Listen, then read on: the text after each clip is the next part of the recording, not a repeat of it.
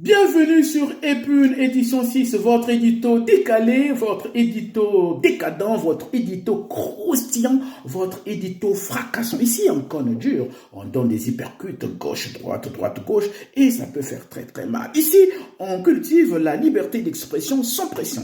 Ici, on fait l'autopsie d'un monde qui manque cruellement de repères. Un monde où les méchants passent pour des gentils et des gentils passent pour des grands méchants loups. Un monde où les mêmes experts foireux et boiteux qui prédisaient l'apocalypse d'une Afrique qui serait littéralement ravagée par la Covid-19 viennent nous expliquer cette fois-ci la guerre russo-ukrainienne en traitant des Africains de lâches. Because et pour cause toujours, la majorité des pays africains ne se sont pas rangés cette fois-ci du côté de l'Occident, de l'OTAN, tu sais, du côté des gentils, de l'axe du bien, l'axe de ceux qui veulent sauver la démocratie ukrainienne, mais pas que, ils veulent aussi sauver la démocratie dans le monde entier, mais à leur façon. Mais ça fait bien rire les oiseaux migrateurs. L'axe du bien, c'est l'axe de ceux qui vous expliquent les droits de l'homme, la main sur le cœur. Mais attention, ce sont les mêmes qui soutiennent les rébellions et les groupes armés, ce sont les mêmes qui les armes.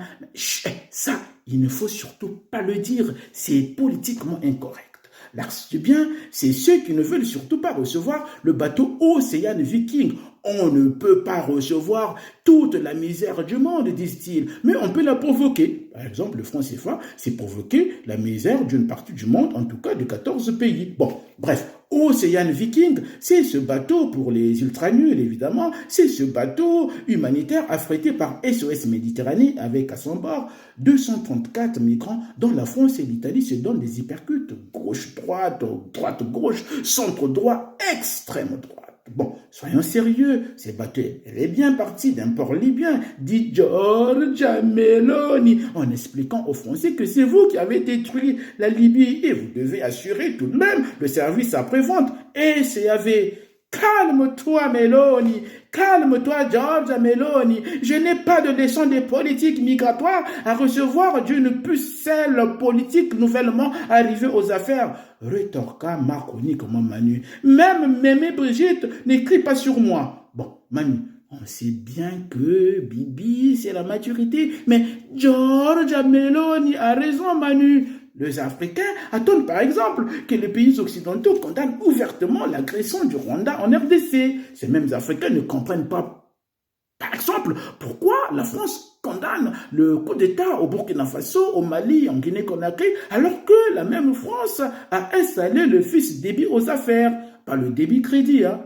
Ben oui, Manu, c'est toi-même en perso qui est allé installer le fils Déby. C'est un coup d'État constitutionnel, Manu. C'est un coup d'État constitutionnel. Si tu ne le savais pas, ben maintenant tu le sais. Il fallait être un peu discret, Manu, toi aussi. Et ben voilà, les Africains ne comprennent rien.